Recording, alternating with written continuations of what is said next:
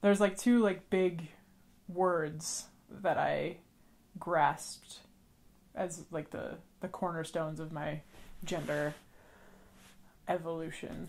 And the first one was tomboy, which I learned when I was, like 6 or 5, very, very early on. It's always what I was called.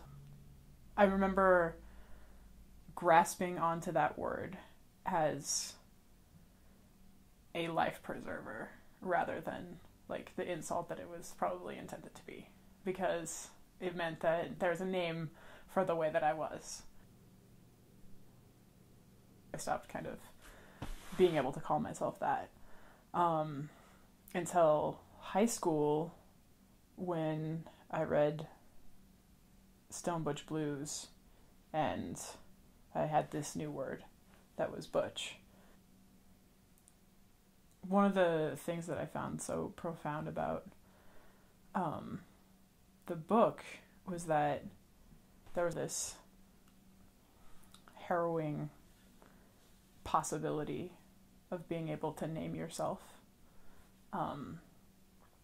And that's what I really, really loved. And so for me, butch intends the type of masculinity that I'm most attracted to, which is that tenderness and vulnerability within a type of presence or strength. And that's what I love about it. I think that there is a lot to fear in gender ambiguity because it disrupts everything that we have been told about the nature of power in our society. I think that when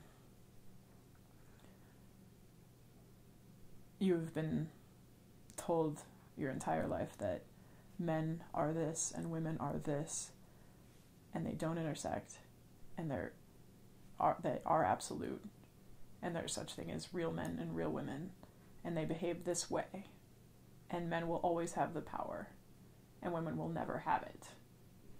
When the script gets flipped on you in that way, it can become just so earth-shaking that's a lie. That's not actually all the world can be. When you have an individual like myself that is masculinely presented and often read as male, whereas I in fact identify as female or as a woman, that is so much of a mouthful and a mindful for most people. And if there's people like me, then there's even like more people. There's a plethora of variety, and patriarchy and capitalism insists on the finite and insists on sameness. And so when there's not sameness, then all that bullshit falls apart. And that shit's fucking scary.